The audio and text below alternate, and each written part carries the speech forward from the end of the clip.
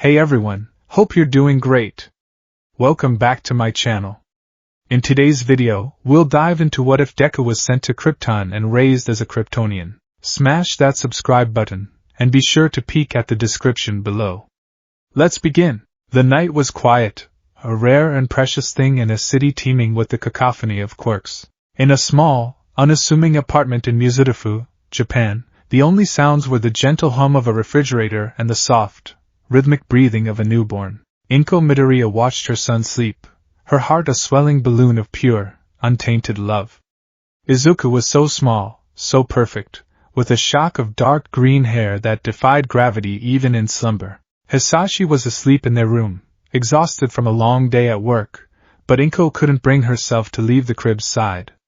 This tiny, quirkless as of yet life was her entire universe. "My little hero," she whispered, tracing the curve of his cheek with her finger. The first hint of trouble was a distant siren, a familiar sound that usually faded into the background noise of the city. But this one grew louder, closer, joined by the percussive thump-thump-thump of a battle unfolding on the streets below.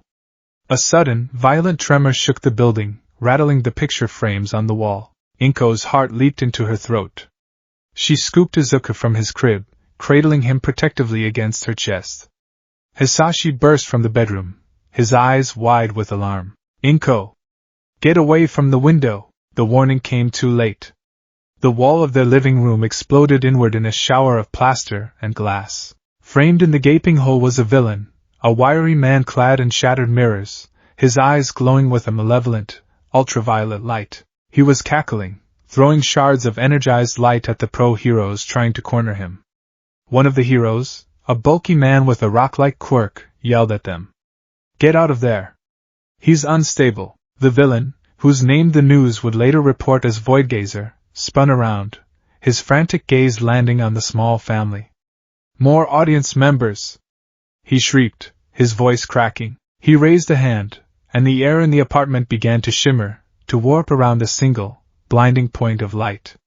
It looked like a miniature star being born in their living room. Hisashi shoved Inko behind him, a useless but instinctive gesture of protection. "Izuku!"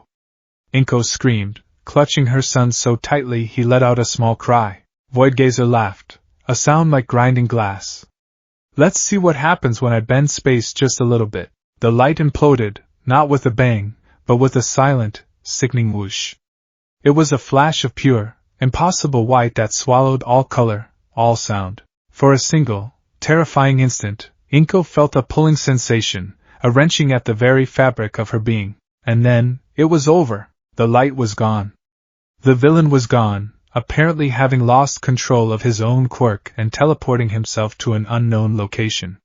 The heroes were cautiously entering the ruined apartment. Hisashi was gasping for air, his ears ringing.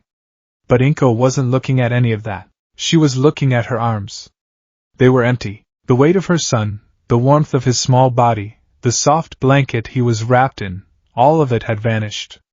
There was no sign, no scorch mark, no trace. Just the cold, empty air where her universe had been only a moment before. A sound tore itself from her throat, a primal scream of loss so profound it silenced the entire city block.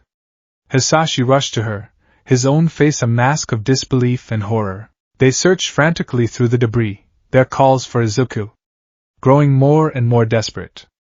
But they knew. Deep down, in the place where parental instinct lives, they knew. The heroes reported it as a tragic casualty. The official cause of death was listed as disintegration by villain's quirk. There was no body to bury, no grave to visit. There was only a gaping hole in a wall, and an even larger, unfillable one in the hearts of two grieving parents. The world kept spinning, heroes kept fighting, but for Inko and Hisashi Midoriya, the light had gone out. 16 Kryptonian cycles later, the light of Krypton's great red sun, Rao, was a constant, crimson wash over the crystalline spires of Candace City. It was a light of order, of logic, of cold, hard truth. It illuminated a society perfected to the point of sterility, a civilization that had conquered emotion and embraced the elegant certainty of genetic predestination. In this world of perfect beings designed for perfect roles, Izuku was a flawed equation. He sat in a sterile white learning chamber, surrounded by other Kryptonian youths. They were all physically imposing, their statures broad and confident even at a young age. Izuku, by contrast, was slighter, his frame less dense, a subtle but constant reminder of his otherness. He was not a product of the Genesis chamber, not a being coded for a specific purpose. He was a biological anomaly. A foundling. A human. A luminescent cognition sphere hovered in the center of the room, pulsing with soft light as it imparted complex stellar cartography data directly into the students' minds. Izuku absorbed the information as easily as the others. His mind, honed by his father Jor-El's tutelage, was a formidable analytical engine.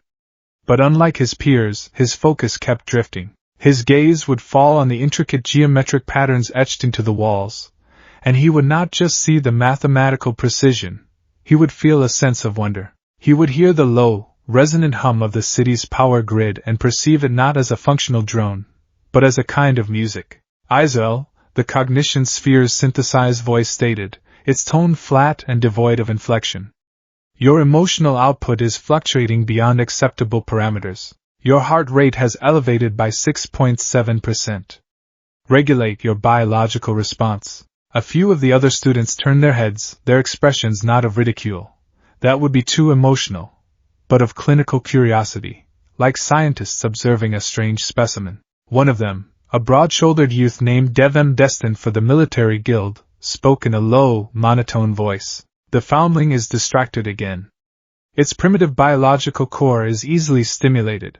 Izuku's cheeks flushed, a distinctly human reaction that only further marked him as different. He clenched his fists under the polished white console, his knuckles turning white. Frustration, sharp and hot, coiled in his gut. He hated that word, foundling. He hated the way they looked at him, the way they spoke of his empathy and his passion as if they were diseases. He forced himself to take a slow, deep breath, trying to mimic the calm detachment of his classmates. Logic, not emotion, he told himself, echoing the endless lessons of Kryptonian society. Emotion clouds judgment, but his judgment wasn't clouded. It was just different. While the sphere dictated the known boundaries of their galaxy, Izuku's mind was charting the possibilities that lay beyond. While his peers accepted the data as absolute, he was questioning the methods of its collection, searching for patterns others overlooked. This incessant need to analyze, to deconstruct, to understand everything, was his only defense in a world that saw his very nature as a flaw. Later, walking through the impossibly clean, silent corridors of Candor, the feeling of alienation clung to him like a shroud. Kryptonians didn't walk in groups, chatting and laughing. They moved with purpose, solitary figures on predetermined paths. There was no art on the walls, no music in the air, only the faint hum of a perfectly functioning, perfectly joyless machine. His sanctuary was home. The domicile of the House of El was different. While still adhering to the sleek, crystalline aesthetic of Kryptonian architecture, it felt warmer. It was a home filled not with things, but with knowledge and a quiet, profound love. He found his mother, Lara Lorvan, in the solarium, tending to a collection of bioluminescent flora from extinct Kryptonian ecosystems. Lara was a historian and an archivist, a keeper of memories in a world that preferred to forget its chaotic, emotional past. She turned as he entered, and her face, usually as composed as any other Kryptonian's, softened with an expression he had learned to cherish, a gentle, loving smile. "Izu," she said, her voice a soft melody in the silent city. "Your learning session is complete." He nodded, unable to meet her gaze. He walked over to a shimmering crystal panel that served as a window, looking out at the precise, unyielding cityscape under the dim red sun. "They called me foundling again," he said, his voice barely a whisper. "Devem said my core was primitive." Lara came to stand beside him. She didn't offer logical platitudes or tell him to ignore it. Instead, she did something profoundly un-Kryptonian. She placed a warm hand on his cheek, her touch a spark of comfort in his cold world. "Your core is not primitive, my son. It is unbound," she said softly. "They are born knowing their path. Their lives are a straight line, from the Genesis chamber to their designated role. You, Izuku, are different. You were born of chance and hope. Your path is not written. You get to write it yourself." His father, Jor-El, entered the room then. Krypton's foremost scientist, A man whose intellect was rivaled only by his integrity, Jor-El carried an aura of quiet authority. He looked at his son, his perceptive eyes missing nothing of the boy's inner turmoil. Devan is a product of his conditioning, Jor-El stated, his voice a calm baritone. He is designed for conflict and obedience. He cannot comprehend a mind that seeks understanding over victory. He placed a hand on Izuel's shoulder. Do not let the narrow vision of others define the scope of your own. Now come. I have something to show you. Jor-El led Izuel to his private laboratory, a place that was Izuel's true classroom. The lab was a chaotic masterpiece of holographic star charts, complex molecular models, and shimmering energy fields. It was the only place on Krypton where true, unbridled curiosity was encouraged. Your biological readings continue to fascinate me, Jor-El said, pulling up a complex holographic display of Izuel's genetic code. It was a messy, vibrant tangle compared to the clean, symmetrical helix of a Kryptonian. Your cellular structure, it's remarkably porous. It's designed to absorb and process radiation in a way our own cannot. Under a younger, yellow sun, your body would, well, the potential is theoretically limitless. Izuel looked at the twisting ladder of his own DNA. He knew the story of his arrival, a flash of light, a strange, metallic pod, and a baby wrapped in a soft, alien fabric. Jor-El and Lara, who had been deemed genetically incompatible for the Genesis chamber, had found him. They had loved him instantly. They were his parents in every way that mattered. But this visual representation of his difference was a stark reminder of the gulf that separated him from everyone else on this planet.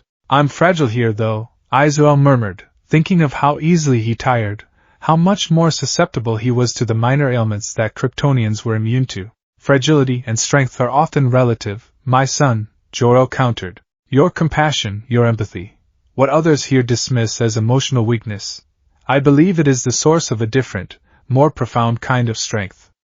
It is a strength Krypton has forgotten. This was the core of Izuel's existence. He was a living paradox, a boy with a Kryptonian mind and a human heart, caught between the cold logic of his adopted world and the warm, mysterious instincts of a heritage he couldn't remember. To survive, to find his place, he had poured all his energy into the one thing he could control, data. His private data slate was his most prized possession. On it, he didn't analyze heroes or quirks, but the very planet he lived on. He obsessively cataloged atmospheric pressure, geological strata, and the energy output of Krypton's planetary core. The others saw it as an eccentric hobby, another sign of his strangeness. He saw it as a way to understand the world, to find the patterns hidden beneath the surface. And lately, he had found a pattern that worried him. Father, Izuel began, his voice hesitant. He pulled out his slate and projected a series of charts into the air between them. I have been monitoring the planet's seismic activity, cross-referencing it with deep core energy readings. Jor-El leaned in, his expression shifting from paternal warmth to intense scientific focus. The charts showed a series of microtremors, originating from deep within the planet. They were small, almost imperceptible, but their frequency was increasing at an exponential rate. The planetary stabilizers should be correcting for these fluctuations, Jor-El mused, stroking his chin. The central computer has reported no anomalies. It's not reporting them because it's not programmed to recognize them, Izuel explained, his words coming faster as he delved into his analysis. The system assumes core stability is a constant. These tremors are a new variable. I've correlated them with atmospheric ionization spikes and minute gravitational shifts. When you look at all the data together. He trailed off, swiping his hand to bring up a final, terrifying graph. It was a projection, a probability model that showed the trend lines of all the variables converging. They converged on a single, catastrophic point. The lab was silent for a long moment. Jor-El stared at the projection, his face pale. The model was elegant, the logic irrefutable. It was a conclusion so horrifying that the entire Kryptonian Council, with all their collective intelligence, had refused to even consider it. Their hubris, their unshakable belief in their own perfection, had blinded them. But Izuel, the outsider, the boy unburdened by the dogma of Kryptonian infallibility, had seen the truth. He looked at his father, his heart, his loud, overly emotional human heart, pounding in his chest. He was afraid, not just of the data, but of what it meant. He needed his father, the wisest man he knew, to look at his work and tell him it was wrong, a miscalculation, a product of his primitive, emotional core. But Jor-El did not. He slowly turned away from the projection and placed both hands on his son's shoulders. Izuku could feel a slight tremor in them. He looked into his father's eyes and saw no scientific curiosity, no intellectual challenge. He saw only a vast, bottomless ocean of grief. Jor-El's voice was heavy, strained, the sound of a man bearing an impossible weight. "You are correct, Izuku," he said, the words falling like shattered crystal in the silent lab. "Your analysis is flawless." He gestured to the main console, and with a few swift commands brought up his own secret project. It was a planetary model of Krypton, far more detailed than the one Izuku had created. It was a live rendering of the planet's core, and at its center, a festering, unstable mass of energy pulsed like a dying star. "I have been tracking this for months," Jor-El admitted, his voice cracking with a rare, raw emotion that mirrored his son's. "I brought my findings to the High Council. They called it fear-mongering. They banished me from their chambers." Izuku stared at the image, the cold, hard data on his slate suddenly becoming a terrifying, visceral reality. The hum of the city, the red light of Rao, the crystalline spires, everything he had ever known was built on a foundation that was crumbling to dust. "They are not random tremors, my son," Jor-El whispered, his gaze fixed on the dying heart of his world. "They are the planet's death throes." The chamber of the High Kryptonian Council was a cathedral of logic. Crystalline spires soared into a vaulted ceiling that mimicked the stardusted void of space, a constant reminder of Krypton's mastery over the cosmos. The ruling elders sat on levitating thrones of pure, unblemished crystal, their faces austere and unblinking, their minds linked in a silent consensus that had governed their world for millennia. Into this heart of cold, unyielding order, Jor-El walked alone, a solitary figure carrying the weight of an apocalypse. He stood in the center of the chamber, the combined, dispassionate gaze of the elders focused upon him. His son's data, his flawless, terrifying analysis, was now integrated with his own. He projected it into the air before them, a swirling holographic model of their world, its core a seething, cancerous wound. "High Elder Rosar," Jor-El began, his voice a steady, resonant baritone that betrayed none of the desperate urgency churning within him. "Members of the Council. The data is irrefutable. The planetary core has begun a process of irreversible fission. The energy matrix that has sustained Krypton for 100,000 years is collapsing. The seismic events my son, Izuku, first detected are not anomalies. They are the precursors to a cataclysmic chain reaction. Krypton has, at most, a single cycle left. Days. Perhaps only hours." High Elder Rosar, a woman whose features were as sharp and ancient as the crystal she sat upon, did not so much as blink. "Your son is a biological anomaly, Jor-El, a foundling from an unknown world whose emotionalism is a documented flaw. You present his fearful projections as fact. It is not fear, it is mathematics," Jor-El countered, gesturing to the grim data streams flowing around the dying planet's hologram. "The pressure, the radiation output, the gravitational instability, every metric supports the same conclusion. Our world is dying. We must begin an immediate, planet-wide evacuation." A low murmur, the Kryptonian equivalent of derisive laughter, echoed through the chamber. "Evacuation?" Another elder scoffed. "And where would you have us go, Jor-El? There are no habitable worlds within range of our fleet. Our race is bound to this world, by the will of the Genesis Chamber, and the laws of our society. Then we will build new worlds," Jor-El insisted, his voice rising with a passion the council deemed distasteful. "We have the technology. The world engines are relics of a barbaric, expansionist past," Rosar cut him off, her voice as cold as deep space. "We are a people of culture and intellect, not colonists. Krypton is not merely our home, it is the pinnacle of civilization. The system is perfect. The Genesis Chamber, which has guided our destiny for eons, does not produce alarmists." Suddenly, a new voice, hard and sharp as obsidian, cut through the chamber. "He is no alarmist. He is a fool." General Druzad strode into the chamber, flanked by 2 of his most loyal soldiers from the military guild, including the formidable Farol. Zod was Jor-El's physical and ideological opposite. Where Jor-El was a scientist who saw salvation in knowledge, Zod was a warrior who saw it in strength. They had been friends once, 2 of Krypton's brightest minds, until their paths had irrevocably diverged. The scientist is correct about the threat, Zod declared, his gaze sweeping over the council with undisguised contempt. My own intelligence confirms his data, but his solution is the mewling of a sentimentalist. He would ask our people to scatter into the void like frightened animals. Zod stepped forward, his black armor absorbing the light of the chamber. The council's inaction is treason. You have allowed Krypton to fester and die from within. But there is a way. A Kryptonian way. He turned his burning gaze on Jor-El. The Growth Codex. The registry of every Kryptonian bloodline, stored within the Genesis chamber. It contains the genetic blueprint for billions of our people. We can secure it, seize control of the government, and use the phantom drive technology Jor-El himself developed to reach a new world. We will excise the weak, the decadent bloodlines that have led us to this ruin, and forge a new Krypton in the fires of a younger sun. Jor-El was aghast. You propose a military coup, Zod. Eugenics. You would sacrifice our people to save a twisted image of our race. The bloodline is the people. Zod roared, his composure finally cracking.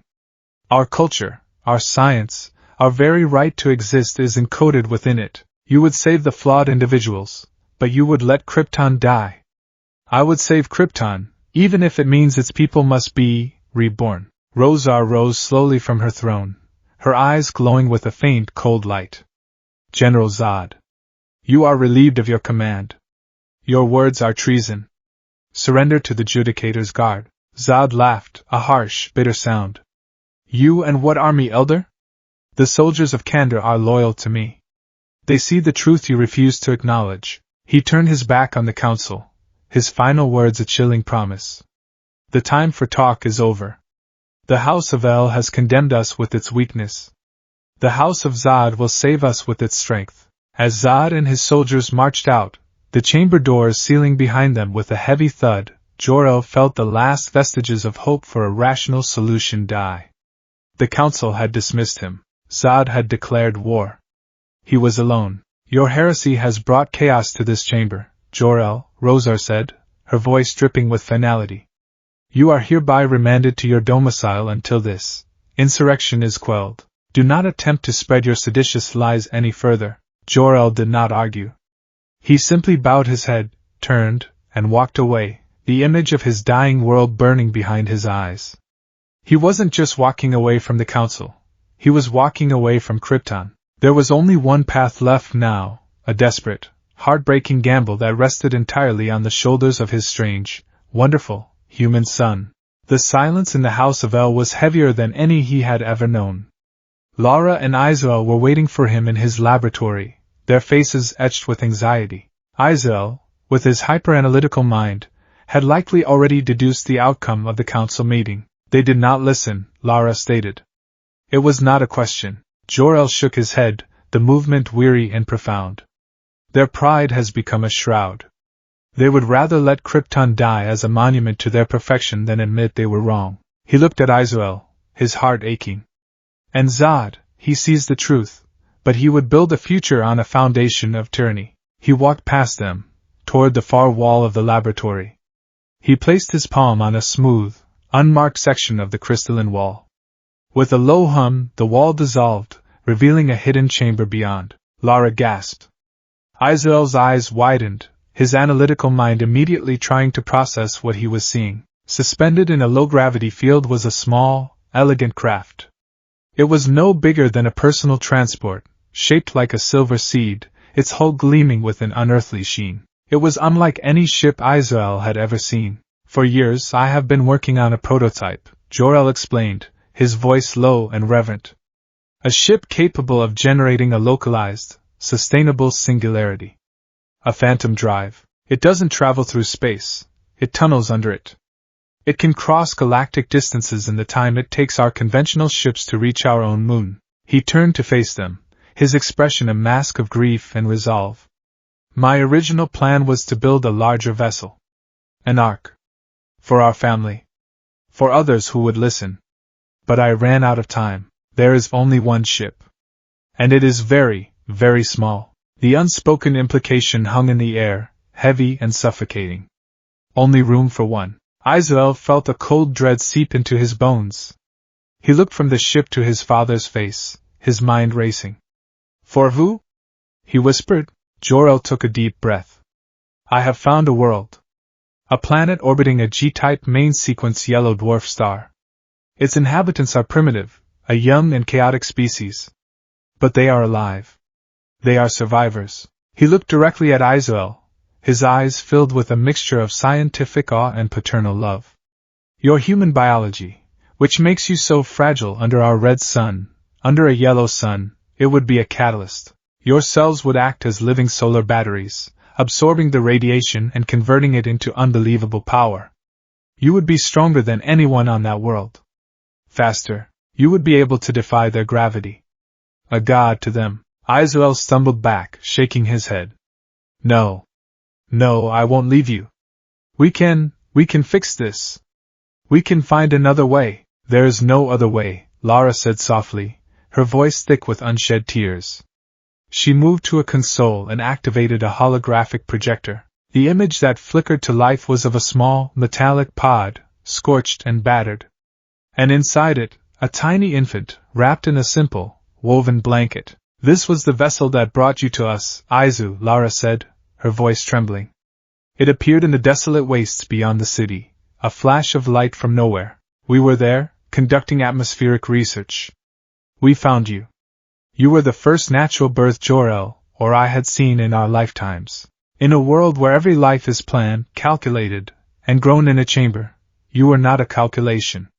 You were a miracle. Jor-El stepped forward. We have never hidden your origins from you, my son. But now, you must understand the totality of it. You are not of Krypton. You are a child of a planet called Earth. The words struck Izuku like a physical blow. He had always known he was different, a foundling, but to have it laid bare so starkly, to be told his home was a world he had never seen, a world of primitives, his entire identity fractured. The carefully constructed logic he used to navigate his life shattered, leaving only raw, painful emotion in its wake. So that's all I am? He choked out, the words tasting like ash. A specimen? Your fascinating biological anomaly? You studied me. You kept me because I was interesting? The accusation, born of a deep, sudden pain, hung in the air. Jor-El flinched as if struck. Lara rushed to Izuku's side, taking his trembling hands in hers. No, my love, never, she whispered fiercely. We kept you because we loved you. From the moment we saw you, you were our son. You were the hope we thought we would never have. Jor-El recovered, his own voice thick with emotion. Izuku, listen to me. Your humanity is not a flaw. It is a gift. Krypton is dying, not from a geological flaw, but from a spiritual one. We have perfected ourselves into extinction. We have traded passion for predictability, curiosity for certainty. We have engineered away the very chaos that allows a species to adapt and survive. He pointed to his son's chest. In here, in your human heart, you have a capacity for empathy, for compassion, for love, a capacity that Krypton has lost.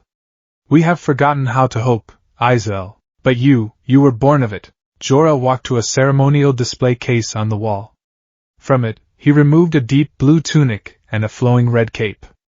In the center of the tunic's chest was a symbol, an elegant, serpentine crest. This is the sigil of our house. The House of El, he said, holding it out. For millennia, my ancestors have been explorers and scientists. But the symbol itself is much older. In the ancient dialects of Krypton, before logic purged our language of its poetry, this glyph did not mean El. It meant hope. He draped the tunic over the pilot's seat of the small ship. Your mother and I, our time is over. We are a part of a failed world. But you are not. You can be a bridge between our two peoples. You can take the best of Krypton, our knowledge, our science, our history, and you can unite it with the best of humanity. Their compassion. Their resilience. Their hope. You will not be a god to them. You will be an inspiration. You will be their hero. Izuku looked from his father's earnest, pleading face to his mother's tear-streaked one. He looked at the ship, a vessel of salvation that felt like a coffin. He was being asked to carry the legacy of a world that never truly accepted him to a world he did not know. The weight of it was crushing. He was just a boy, a quiet, analytical boy who wanted nothing more than a home. And now, he was about to lose the only one he had ever known. The end came faster than even Jor-El had predicted. The ground began to heave, no longer with subtle tremors, but with violent, world-shattering quakes. A deep, grinding groan echoed up from the planet's core, the sound of a world being torn apart from the inside out. Outside the laboratory window, the sky pulsed with an angry, crimson light as the atmosphere began to ignite. Crystalline spires, marvels of engineering that had stood for ages, cracked and shattered, cascading down into the city below in glittering, deadly avalanches. Alarms blared across Kandor, a final, futile warning. A city-wide hologram of High Elder Rosar appeared, her face a mask of shocked disbelief. There has been a miscalculation, she announced, her voice trembling for the first time in her long life. All citizens remain calm. The planetary stabilizers will. Her image dissolved into static as a massive power surge ripped through the city. Just then, a security alert flashed on Jor-El's main console. A priority message from the Military Guild's command center. General Zod's insurrection has failed, a synthetic voice announced. The general and his co-conspirators have been captured. By order of the High Council, they are sentenced to 300 cycles of somatic reconditioning in the Phantom Zone. On the monitor, a grainy image showed Zod and his followers, including Fauril, being encased in a swirling vortex of energy. Zod's eyes, burning with rage, found the security camera. He knew Jor-El would be watching. Jor-El. He screamed, his voice distorted by the Phantom Zone projector. I will find you. I will find your son. I will reclaim the Codex and rebuild Krypton on the bones of his new home. I will. His voice was cut off as he vanished into the spectral prison. Jor-El deactivated the monitor, his face grim. He knows, he muttered. He knows I would have hidden the growth codex. He looked at his son. It is in the ship, Izuku. The genetic future of our entire race. I have bonded it to your own cellular structure.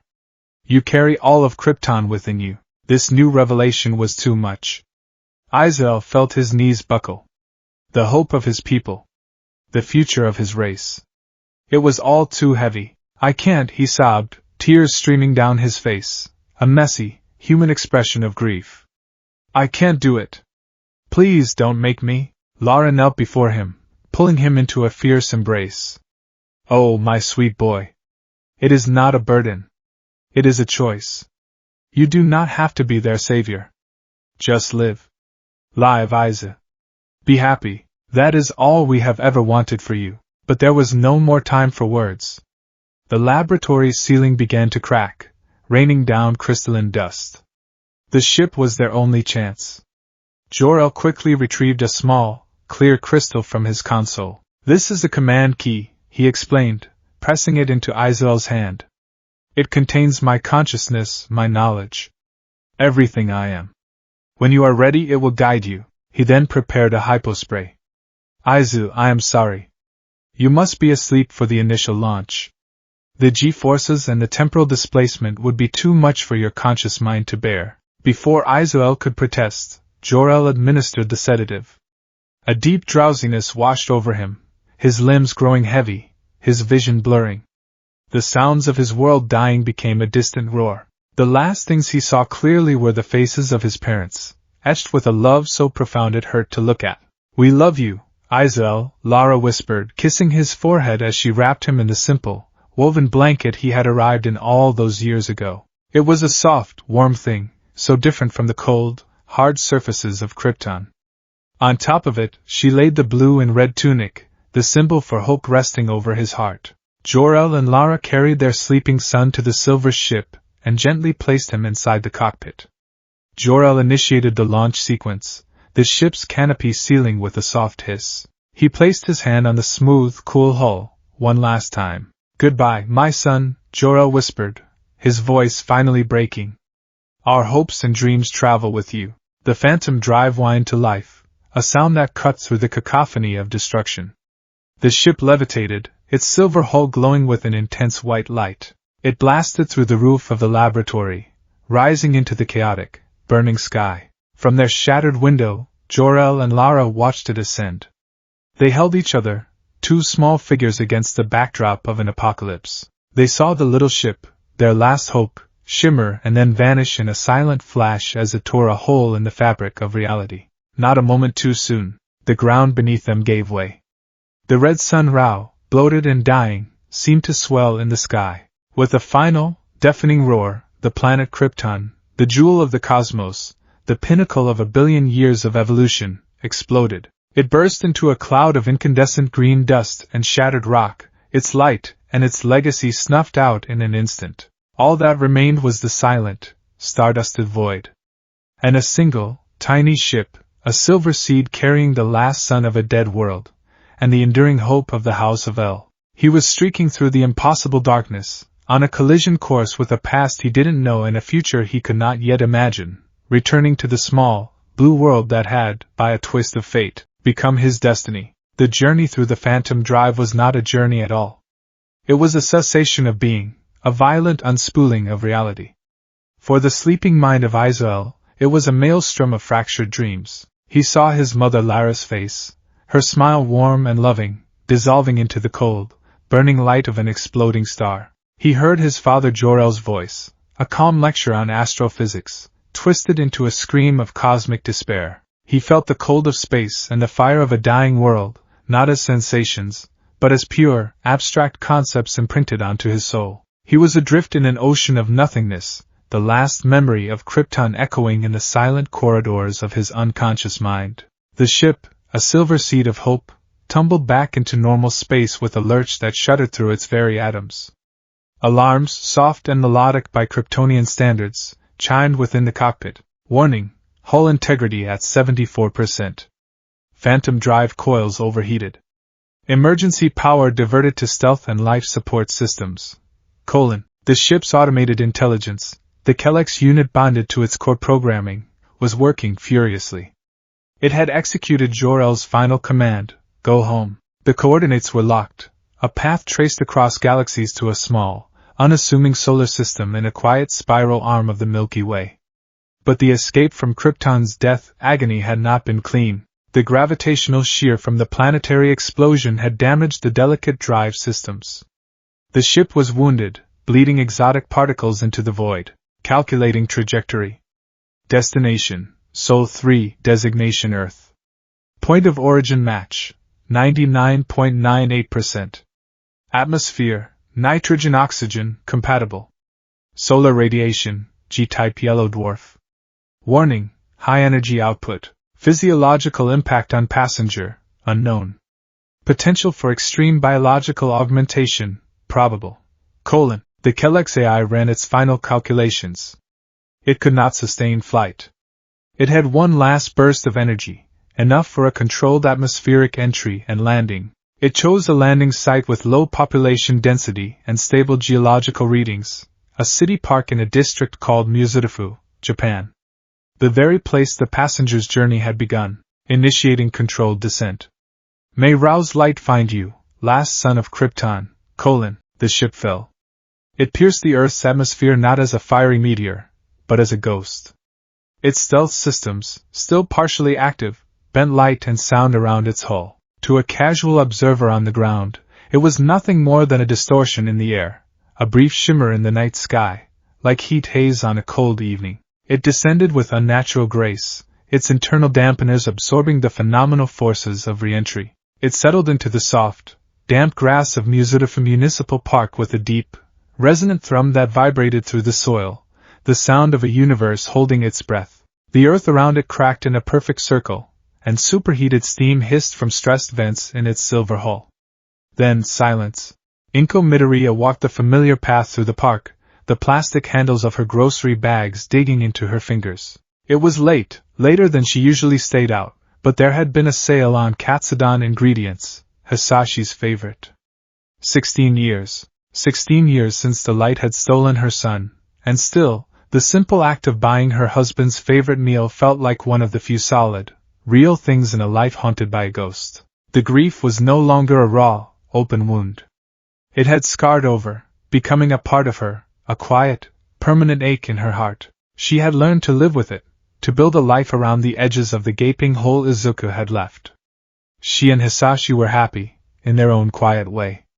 They had each other. But every time she saw a child with green hair, every time she passed the UA high school campus and imagined a life where she would be preparing to send her son there, the ache would flare into a sharp, poignant pain. A flicker of light in the sky, like a misplaced star, made her pause.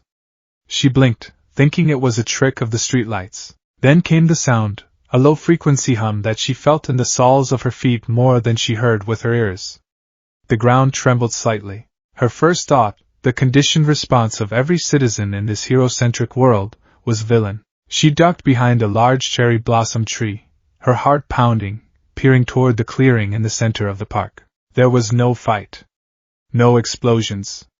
Only a strange, silvery object resting in the grass, steam curling off its impossibly smooth surface. It looked like a giant, metallic seed pod, utterly alien and out of place amongst the familiar swing sets and manicured flower beds.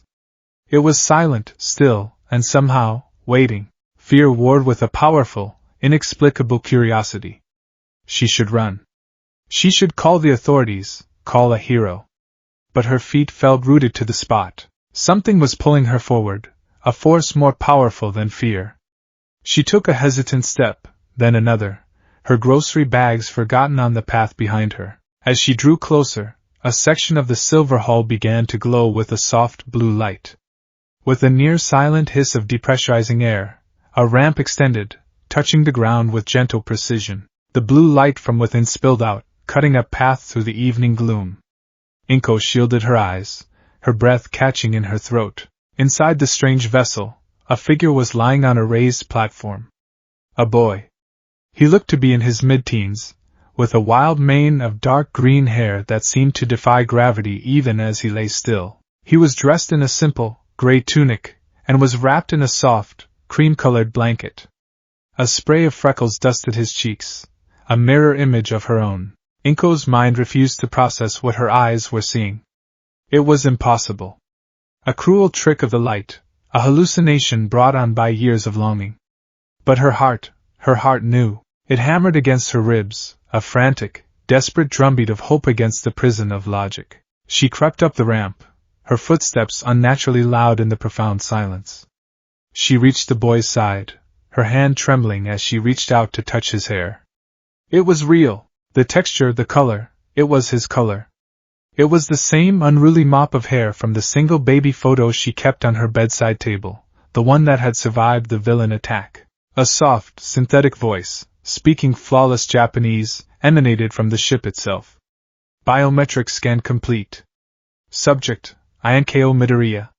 Genetic match confirmed, biological mother, : Inko choked back a sob, her hand flying to her mouth. Passenger identity confirmed, : the voice continued, and a holographic screen flickered to life beside the boy, displaying a string of characters in a language she didn't recognize, alongside two words that she did.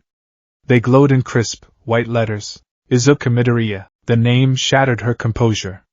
The carefully constructed walls she had built around her heart for 16 years crumbled into dust. A sound, half wail, half laugh, escaped her lips. It was him. It was her baby. Her Izuku. Not disintegrated. Not gone. He had been, somewhere. And now he was back. She fell to her knees, her hands tracing the lines of his face, his jawline, the slope of his nose. He was no longer a baby, but a young man, but she could see her child in him. It was a miracle, an impossible, universe-shattering miracle. Tears streamed down her face, washing away 16 years of pain and emptiness. Izuku, she whispered, the name a prayer on her lips. Oh, my baby, you came back. The arrival of police sirens and the thud of a low-level pro-hero landing nearby barely registered. All that mattered was the boy in front of her, the missing piece of her soul, returned from the stars. The first thing he knew was light. It wasn't the gentle, constant, crimson glow of Rao. This was a savage light, a brilliant, piercing yellow that stabbed through his eyelids and seemed to set his very nerve endings on fire. It was aggressive, invasive, and overwhelmingly bright. He groaned, a sound that felt alien in his own throat, and squeezed his eyes shut tighter. The second thing was sound. A relentless, high-pitched beep, beep, beep, that felt like a spike being driven into his skull with every pulse. Beneath it was a chaotic symphony of other noises, a low, constant hum, the rustle of fabric, the distant murmur of voices, the squeak of shoes on a polished floor, the rumble of some kind of primitive combustion engine outside. On Krypton, silence was the norm. Sound was controlled, purposeful. This was an anarchic flood, a tidal wave of auditory information that threatened to drown him. He forced his eyes open. The world swam into a focus so sharp it was painful. He was in a small, white room. The yellow light was pouring through a transparent wall, a window. He could see the individual dust motes dancing in the sunbeam. He could see the microscopic texture of the white ceiling tiles above him. He could see the individual threads in the coarse blanket covering him. It was too much information. His Kryptonian-trained mind, accustomed to processing immense amounts of data, was short-circuiting. A woman was sitting in a chair beside his bed.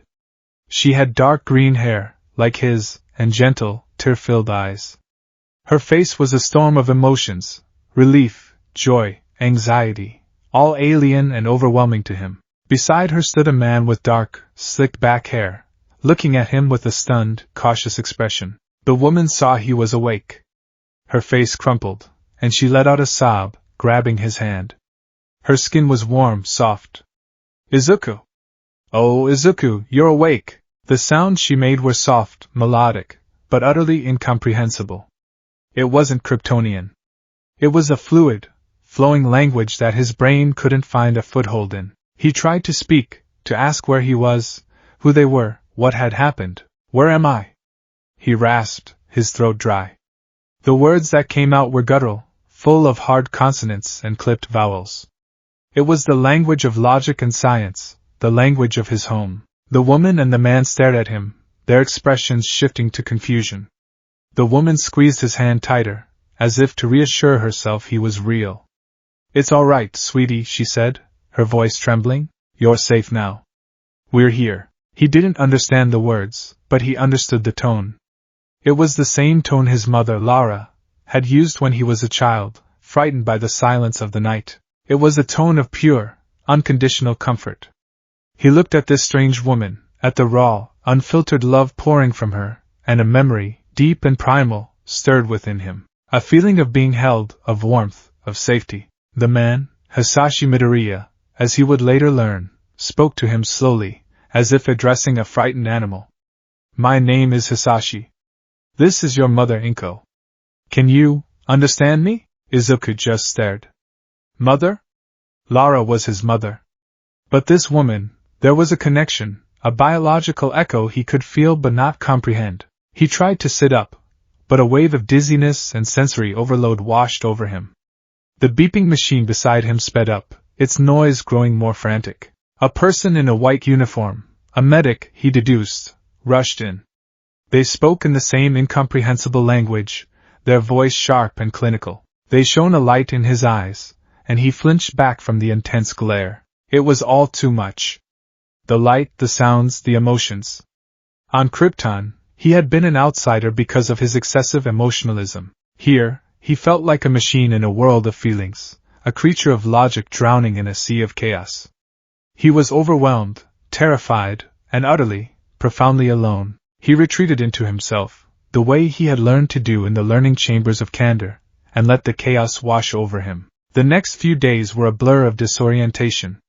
The government, presented with an alien ship and a boy who was genetically the long-lost son of a Japanese couple, was in a state of bureaucratic paralysis.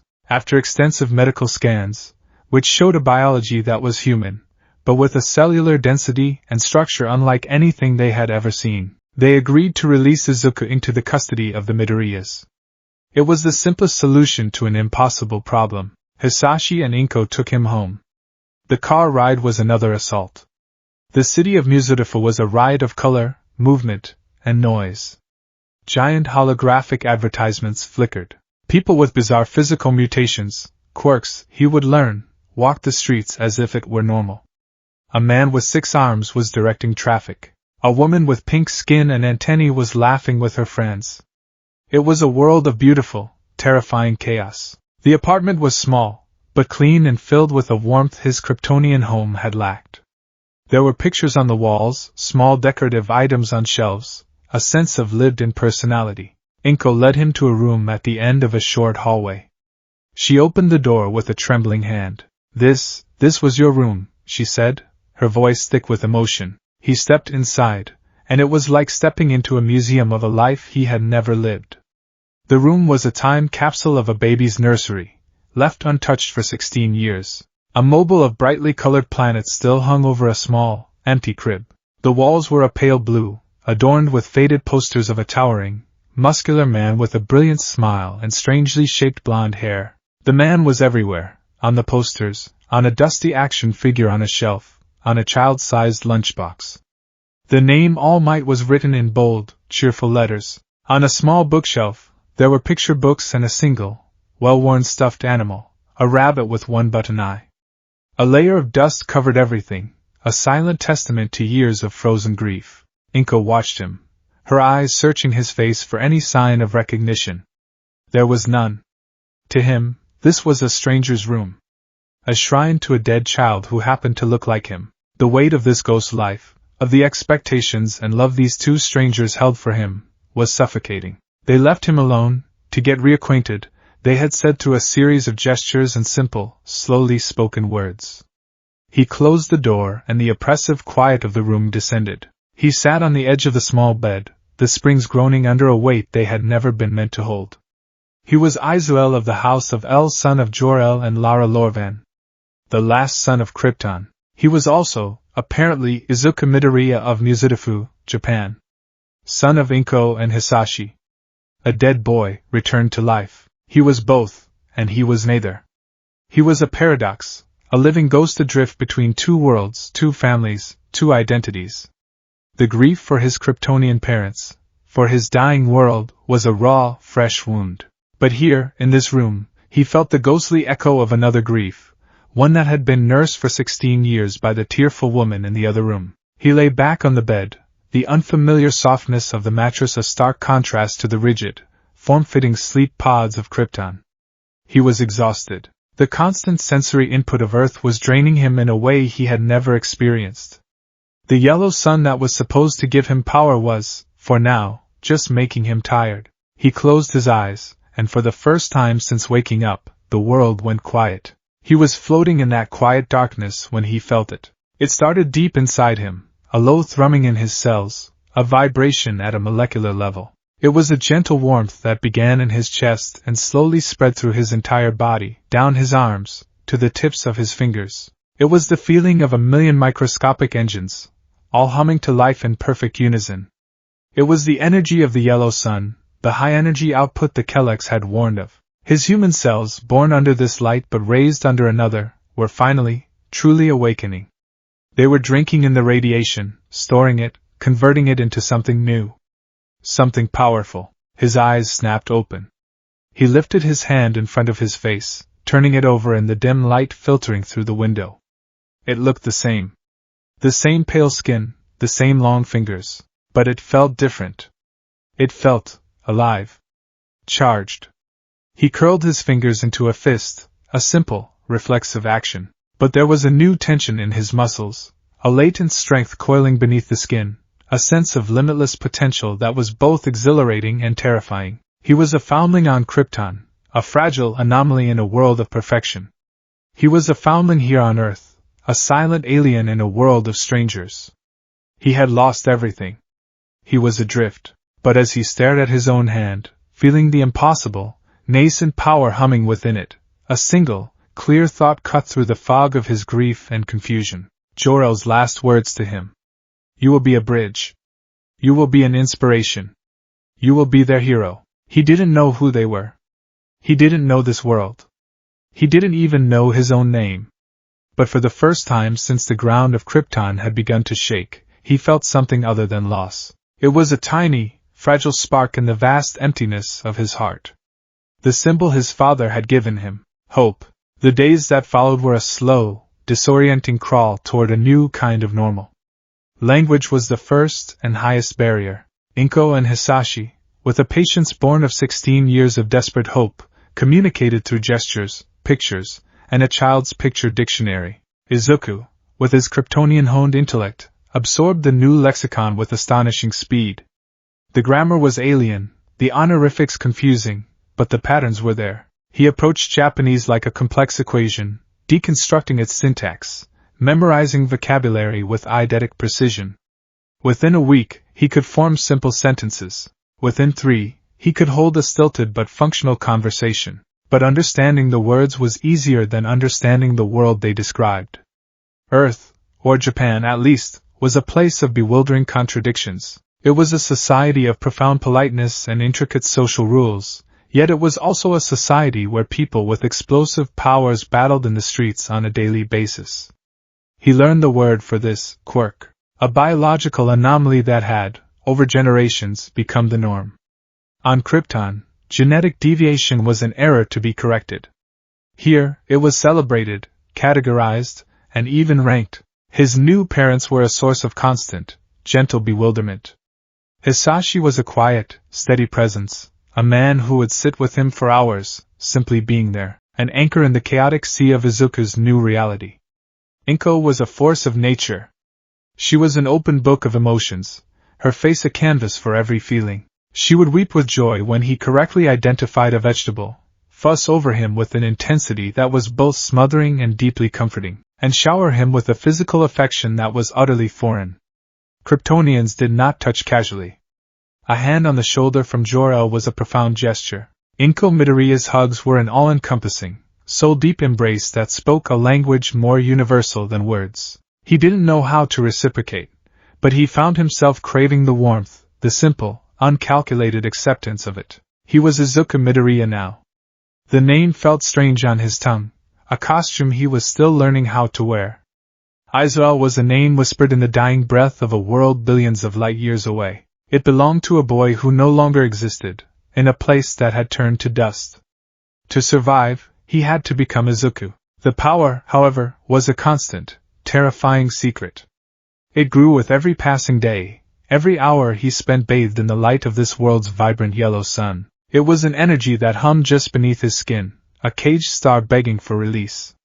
His control was tenuous, clumsy.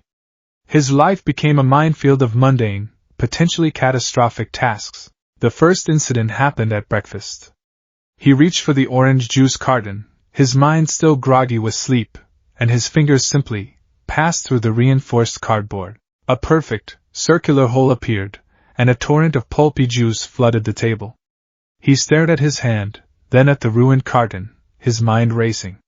Phasing? No, my molecular density must have momentarily increased to a point where it exceeded the container's structural integrity. He had, in essence, punched through it by simply trying to grip it. Inko had just laughed, mopping it up and ruffling his hair. Careful, sleepyhead, she'd said, oblivious to the fact her son had just violated several laws of physics before his first cup of tea. Another time, he was trying to help Inko with a stuck jar of pickles. He took it from her, applied what he thought was a gentle amount of torque, and the glass jar crumpled in his hand like wet paper, shattering and spraying brine and pickles across the kitchen floor. He stood frozen, his hand miraculously uncut, staring at the carnage. He had calculated the force required, but his body's output had exceeded his calculations by a factor of 1,000. He learned to move with a preternatural slowness, to treat every object as if it were made of spun sugar. Opening a door became a delicate, multi-step process of precise pressure application. Sitting in a chair required a controlled descent to avoid splintering the wood. He was a bull in a world made of china, and the constant vigilance was exhausting. The auditory overload was even worse. It started as a faint whisper at the edge of his hearing. Then it grew. He could hear the frantic heartbeat of a pigeon on the windowsill. He could hear the conversation of the couple in the apartment next door, every word crystal clear. He could hear the hum of the city's power lines, the distant wail of a siren from 10 blocks away, the rustle of leaves on a tree at the far end of the park. It was a cacophony that never stopped. Millions of voices, millions of sounds, all pouring into his head at once. He spent one entire afternoon huddled in his closet, hands clamped over his ears, his teeth clenched against the onslaught of noise. He tried to focus, to filter, to build a mental wall against the flood. He fell back on his Kryptonian training, on the mental discipline Jor-El had taught him. Focus on a single point. Isolate one sound. Let the rest become a river, flowing around the rock of your concentration. He focused on the sound of his own breathing, then his heartbeat. Slowly, painstakingly, he learned to tune the world out, to turn the volume of reality down until it was manageable. It was a fragile control, easily broken, but it was a start. One evening, deep in the night when the city was at its quietest, he was lying in bed, staring at the ceiling, when he felt a strange, buoyant sensation. He felt light. The pressure of his body against the mattress lessened, then disappeared entirely. He opened his eyes to find he was floating a foot above his bed, held aloft by an invisible force he was generating without thought. Panic seized him, and he immediately crashed back down onto the mattress with a heavy thud that shook the room. He lay there, heart pounding, a cold sweat on his brow. Jor-El had told him he would be able to defy gravity. The theory was one thing. The reality of it was profoundly unsettling. This was the true source of his alienation. Not the language, not the culture, but the terrifying, godlike power brewing inside him. It was a secret he had to keep, not only to protect himself, but to protect the fragile, loving people who had taken him in. What would Inko do if he accidentally floated the refrigerator while getting a glass of milk? What would Hisashi say if he sneezed and blew the front door off its hinges? He needed to understand it. To control it. He needed data. The ghost life in his room provided the first tool. Tucked away in a dusty drawer was a stack of pristine, empty notebooks. They were meant for school, for a life of mundane learning. Izuku took one, along with a pen, and felt a flicker of familiarity, a connection to the boy he used to be on Krypton, the boy who analyzed everything. He opened the notebook to the first page. At the top, in the neat, blocky script he was still mastering, he wrote the title, Meta-ability Analysis, Subject, Myself. He began to document everything. He catalogued his discoveries with the dispassionate precision of a scientist observing a foreign specimen. Entry 01, Superhuman Strength. Manifestation is involuntary and difficult to regulate. Standard objects, glass, reinforced cardboard, wood, possess insufficient tensile strength to withstand even minimal exertion. Hypothesis: muscular and cellular density is increasing in response to solar radiation. Requires development of fine motor control at a subconscious level. Note: must remember to buy Inko a new jar of pickles. Entry 02, Superhuman Hearing, Hyperacoustics. Able to perceive sounds across a vast spectrum and distance. Sensory overload is a significant risk. Mitigation found in meditative focus techniques. Hypothesis: auditory nerves are processing vibrational information at a quantum level. Practical application: total situational awareness. Detriment: no privacy ever. Entry 03, Flight. Involuntary levitation achieved during a state of relaxation. Seems linked to subconscious manipulation of personal graviton field. Control is currently nil. Further testing required in a secure, unobserved location. Note: do not test indoors. The notebook became his anchor, his confidant.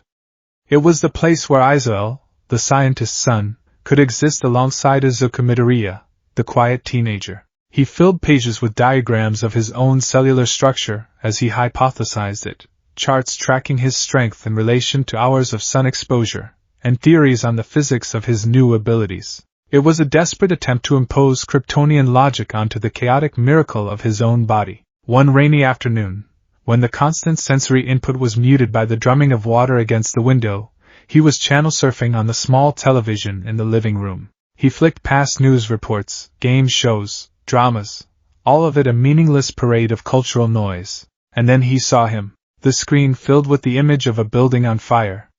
People were screaming, smoke was billowing into the sky. A piece of the flaming roof, a massive concrete slab, was falling toward a group of trapped civilians. And then, from out of nowhere, a figure appeared. He was colossal, a mountain of muscle with a smile that seemed to shine brighter than the flames. two strange antennae-like tufts of blonde hair swept up from his head, defying gravity as much as he did. "Do not fear!" A voice boomed from the television, a sound so full of confidence and power that it vibrated through the floor. "Because I am here." The man, clad in a costume of vibrant red, white, and blue, caught the massive slab of concrete with one hand as if it were a child's toy. He tossed it aside and, in a blur of motion, rescued the civilians, putting out a section of the fire with the force of his breath alone. He moved with impossible speed and strength, but it wasn't just his power that captivated Izuku. It was the way he used it. He comforted a crying child, his booming voice softening to a gentle murmur. He gave a thumbs up to the overwhelmed firefighters. And through it all, he never stopped smiling. It wasn't a smirk of arrogance or a grimace of effort. It was a genuine, unwavering smile of pure reassurance. It was a symbol, a promise that as long as he was there, everything would be okay. "That's All Might," Inko said softly, coming to stand behind him. "He's the #1 hero. The symbol of peace." Izuku stared at the screen, his analytical mind for once completely silent, eclipsed by a wave of pure, unadulterated awe. All Might. The man from the posters in his room. He wasn't just a hero. He was the physical, living embodiment of the word Jor-El had placed on his chest. Hope. Krypton had forgotten how to hope.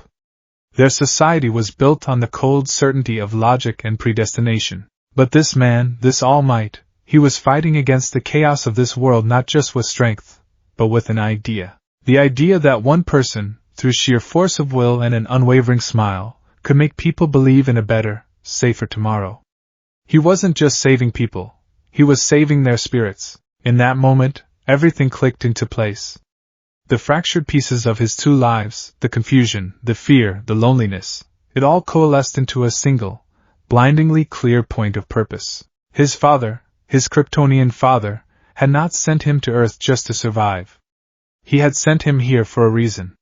"You can be a bridge, an inspiration, a hero." Lara's parting words echoed in his memory. "Just live, Izu. Be happy." He could do both.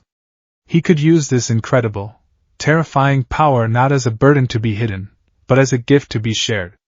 He could be a hero. He could be like All Might. He could use his strength to protect the innocent, to stand against the darkness, and to give people a reason to smile even when buildings were burning. He turned to Inko, his eyes shining with a light she hadn't seen since he'd arrived. The quiet, withdrawn boy was gone, replaced by someone with a fire in his soul. "Mother," he said, his voice clear and steady. "I want to be a hero." Inko stared at him. She saw the determination in his eyes, the conviction in his posture. For 16 years, she had dreamed of what her son would be like. She had imagined him kind, smart, perhaps a little shy like she was. She had never imagined this. This blazing intensity. But looking at him, she knew it was a fool's errand to try and stop him. This wasn't a childish whim, it was a calling. "The best heroes go to UA High School, right?"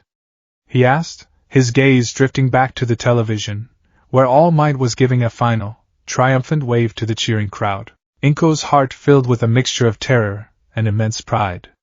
Her son, her lost and found son from the stars, wanted to walk into the fire. "Yes," she whispered, her voice thick. "The very best." "Then that's where I'm going," Izuku declared. It was not a request. It was a statement of fact. A promise. That night, he opened his notebook to a fresh page. He sketched a rough design for a hero costume, incorporating the deep blue and crimson red of his Kryptonian heritage. And in the center of the chest, he drew the elegant, serpentine crest of the House of El. He was done hiding. He was done being afraid of the power inside him. He had found his path, illuminated by the impossible light of a yellow sun and the brilliant smile of the symbol of peace.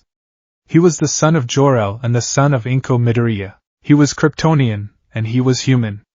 And he was going to be a hero. The 10 months leading up to the UA entrance exam were a period of intense, clandestine metamorphosis. Izuku Midoriya, the quiet, studious boy who had mysteriously returned, became a phantom, while his days were spent in the mundane routine of junior high, catching up on 16 years of missed education with an intellectual fervor that baffled his teachers.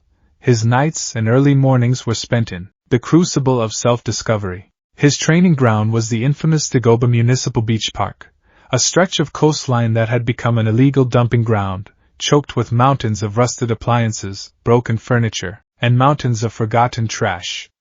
It was the perfect, isolated arena. Here, under the pale light of the moon or the first rays of dawn, he could push his limits without fear of discovery. He didn't just train his body, he studied it. Each night was a new experiment, meticulously documented in his ever-growing notebook. He learned to control his strength not by lifting heavy objects, but by manipulating delicate ones. He spent hours learning to pluck a single, rusted bolt from a 10-ton pile of scrap metal without disturbing the rest of the heap. He practiced weaving through the metallic maze at high speeds, his movements becoming a blur of silent grace, learning to adjust his trajectory in milliseconds to avoid a collision that would have leveled the entire jump pile. Flight was the most difficult. It was not a physical act of propulsion, but a mental one of letting go. He discovered it was tied to his emotional state. Calmness and confidence allowed him to float effortlessly, while fear and doubt sent him plummeting back to the ground. He spent countless hours meditating atop a precarious stack of discarded refrigerators, learning to find his center, to feel the planet's gravitational pull not as a chain, but as a current he could choose to swim against. Soon, he could hang in the air as easily as he could stand on the ground, a silent sentinel watching the sun rise over the ocean. He also discovered new, stranger abilities. One morning, concentrating on a particularly stubborn pile of debris he needed to move, he felt a strange pressure build behind his eyes. He squeezed them shut, and a beam of intense heat, thin as a needle, lanced out, melting a perfect hole through a discarded washing machine. He stumbled back, shocked, his hand flying to his face. Heat vision, he scribbled frantically in his notebook later that night. Thermal energy projection, focused through the ocular lenses. Extremely dangerous. High potential for collateral damage. Control, currently 0. He didn't clean the beach to get strong. He was already stronger than he could measure. He cleaned it as a form of control, a tangible goal. Each refrigerator hauled away, each mountain of tires cleared, was a victory over the chaos within him. By the time the exam date loomed, a vast stretch of the beach had been restored to its pristine, sandy state, the Herculean effort unnoticed and unattributed by the local community, who simply awoke one day to find their blight miraculously gone. Izuku now moved with a quiet confidence, his powers no longer a terrifying, untamed storm, but a deep, powerful ocean whose tides he was finally learning to command. He was ready. The first time Katsuki Bakugo saw Izuku Midoriya again, he thought his mind was playing tricks on him. The rumor had been circulating for months, a ghost story whispered in the halls of Aldera Junior High. "Did you hear? That quirkless kid who died, Deku? He's back." Bakugo had dismissed it as tasteless gossip. Deku was gone. Disintegrated. A footnote in his own origin story. And yet there he was, standing at the gates of UA High, looking just as plain and unassuming as Bakugo remembered, albeit taller. He had the same unruly shock of green hair, the same spray of freckles, the same wide, earnest eyes. But there was something different, too. A stillness, a quiet self-possession that had never been there before. The old Deku would have been hunched over, muttering, flinching from his own shadow. This version stood tall, his gaze fixed on the soaring glass towers of the Hero Academy with an expression of calm determination. The rage that simmered constantly beneath Bakugo's skin boiled over. It was an insult. A mockery, for this useless, quirkless nobody to show up here, at the peak of hero society, was a personal affront to everything Bakugo had worked for. "Deku," he snarled, the name a jagged piece of glass in his throat. He stomped over, his hands already starting to crackle with miniature explosions. "What the hell do you think you're doing here? This isn't a place for ghosts." Izuku turned, his expression unreadable. He wasn't scared. That was the first thing that threw Bakugo off. There was no flinch, no whimper, no terrified squeak. He just looked at Bakugo, his green eyes analytical and slightly confused, as if studying a particularly volatile chemical reaction. "Hello, Bakugo," Izuku said, his voice even and calm. The fluency of his Japanese was perfect, but there was a strange, formal cadence to it, a precision that was subtly off. I am here for the same reason you are. To take the entrance exam. The exam? Bakugo let out a harsh, incredulous laugh. You're quirkless. What are you gonna do, bore the robots to death with your creepy muttering? Or did you come back from the dead with a lame haunting quirk? The confrontation was drawing stares. Other applicants were whispering, pointing. Izuku seemed to notice this, and a flicker of discomfort crossed his face. He was not used to being the center of attention. My circumstances have changed, Izuku said simply. It was the truth, albeit a cosmic understatement. He saw no reason to be hostile. On Krypton, disagreements were settled with logic and debate. Raw, unfiltered aggression like Bakugo's was a foreign concept, something he'd only read about in historical archives of the primitive, pre-logic era. It was inefficient. Changed? Bakugo shoved a shoulder against Izuku's chest, expecting him to stumble, to fall back as he always did. It was like shoving a statue. Izuku didn't move a millimeter. Bakugo, thrown off balance by the unexpected immovability, was the one who stumbled back a step. He stared, his red eyes wide with disbelief. Deku had never been solid. You should not initiate physical contact without invitation, Bakugo, Izuku said, his tone still maddeningly calm, like a teacher correcting a disruptive student. It is illogical and unproductive. Before Bakugo could explode, literally, the gates of UE began to open, and the voice of President Mike boomed over the speakers, calling the applicants inside. Izuku gave Bakugo a final, brief nod and walked toward the auditorium, leaving Bakugo standing there, trembling with a confused and potent rage. Something was wrong. Terribly, fundamentally wrong. The world no longer made sense. Deku, the pebble he had kicked around his entire childhood, had somehow become a mountain. The written exam was, for Izuku, laughably simple. Questions on mathematics, physics, and history that were considered advanced for his age were rudimentary compared to the astro-quantum mechanics and galactic history he had studied under Jor-El. He finished in a fraction of the allotted time, triple-checking his answers out of habit before spending the rest of the period mentally cataloging the distinct heartbeats of everyone else in the massive hall. The practical exam briefing, however, was a different story. As President Mike explained the rules, a mock city battle against 3 types of robots worth 1, 2, or 3 points, Izuku's mind was already running complex calculations. He analyzed the probable structural weaknesses of the robots based on their point values, the likely patrol patterns within the designated urban environment, and the optimal strategies for point acquisition. Then President Mike mentioned the final robot. The zero-pointer. This big fella is more of an obstacle. He's worth 0 points, so I'd recommend you lil listeners just avoid him. Think of it like a gimmick from a video game. A gimmick. An obstacle. The other students murmured nervously, but Izuku's focus narrowed. 0 points. Therefore, no strategic value in engagement. Purpose: to induce panic and test risk assessment skills. A psychological variable. He added it to his mental flowchart. When the applicants were divided and sent to their respective battle centers, Izuku found himself in a sprawling, realistic cityscape of towering buildings and wide boulevards. He took a moment to acclimate, his superhearing mapping out the entire arena in seconds. He could hear the whirring gears of robots hidden in alleyways, the nervous breathing of the other students, the hum of the observation cameras monitoring them from above. And go!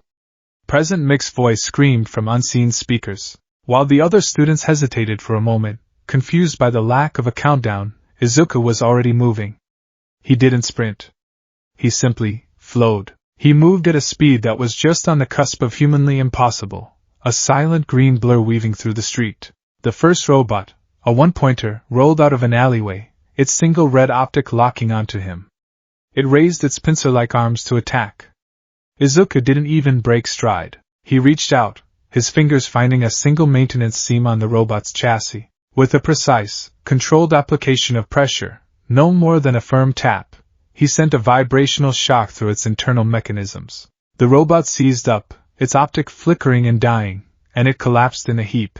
0 damage to the surrounding environment, he noted mentally. Minimal energy expenditure. Efficient. He continued his silent, systematic sweep of the battle center. He could have leveled the entire city block with a single, thunderous punch. He could have flown overhead and dismantled the robots with his heat vision. But that wasn't the point.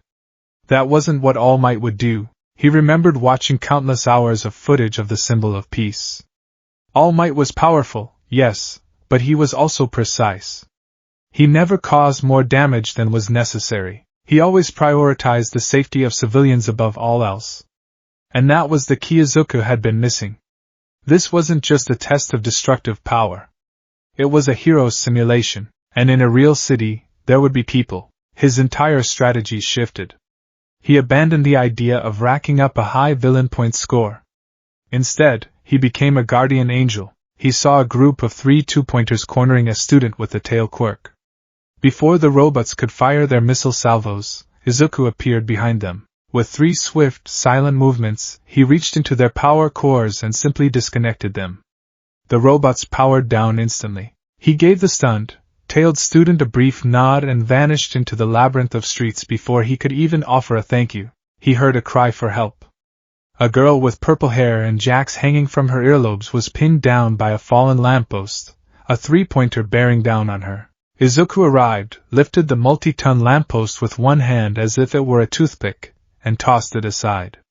He then turned to the approaching robot, placed a single palm against its chest, and pushed. The 3-pointer shot backwards, flying 100 feet down the street and embedding itself in the wall of a building, completely neutralized. He checked on the girl, who looked at him with wide, astonished eyes.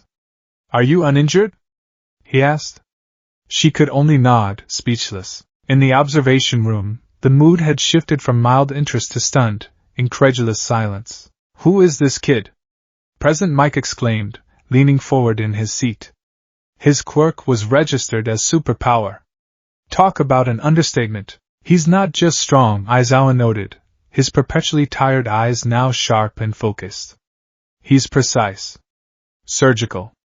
He hasn't broken a single window that wasn't already damaged. He's neutralizing targets with minimal force and 0 collateral damage. And his situational awareness is off the charts.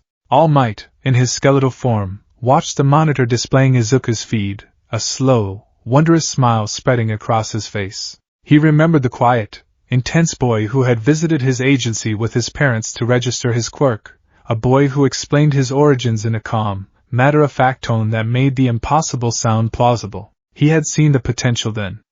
Now, he was seeing it realized. He's not just using his power, he's thinking like a true hero, Tashinori Yagi thought, a swell of pride in his chest. Nizu, the principal, was sitting in his high chair, sipping his tea, his beady black eyes gleaming with intellectual delight. He is approaching this test not as a competition, the principal mused, but as a responsibility. How fascinating! Back in the battle center, the ground began to tremble. A shadow fell over the entire street as a colossal figure rose from behind the buildings. The 0-pointer. It was a true monster, a skyscraper of green metal and roaring engines, its single red eye scanning the cityscape. It was a force of nature, designed to inspire terror. And it worked. Students screamed and scrambled to get away, a chaotic retreat from the pointless behemoth. "It's the 0-pointer. Run!" Izuku, having just disabled another robot, looked up at the towering machine. His analysis was immediate, threat level, extreme. Point value 0. Strategic imperative, avoid. He was about to turn and relocate to a different section of the city when he heard it. A small, pained cry. His hyperacute hearing pinpointed the source immediately. A few blocks away, near the 0-pointer's path of destruction. He moved, his body a green flash. He arrived to see a girl with a round, cheerful face and a brown bob haircut trapped under a massive slab of concrete, a piece of debris kicked up by the robot's emergence. Her leg was pinned, and she was looking up in terror as the 0-pointer's gigantic, building-sized fist rose high above her, preparing to smash down. There was no one else around. Everyone had run. The girl, Achiko Uraraka, was going to be crushed. Something shifted inside Izuku. The cold, Kryptonian logic that had guided his every action evaporated, replaced by a fierce, protective instinct he recognized from the memory of his human mother, Inko. It was the same instinct he'd seen in All Might's eyes as he shielded civilians. The notebook, the analysis, the careful calculations, all of it became irrelevant. There was only one variable that mattered now. A person was in danger. He could have flown up and destroyed the robot with a single punch. He could have vaporized its head with his heat vision, but that would rain molten metal and debris down on the very person he was trying to save. A hero doesn't just defeat the villain. A hero saves the person in front of them. He shot forward, a blur of motion. He reached Uraraka in less than a second, his hands going to the massive slab of concrete pinning her. He lifted it effortlessly, tossing it 100 yards away where it shattered against an empty building.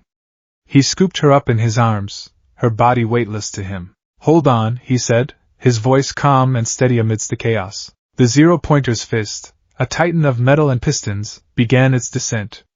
It was a shadow of death, blotting out the sky. Time seemed to slow down for Izuku. He could see every rivet on the robot's knuckles, every stress fracture in the pavement beneath him. He could have easily flown Uraraka to safety.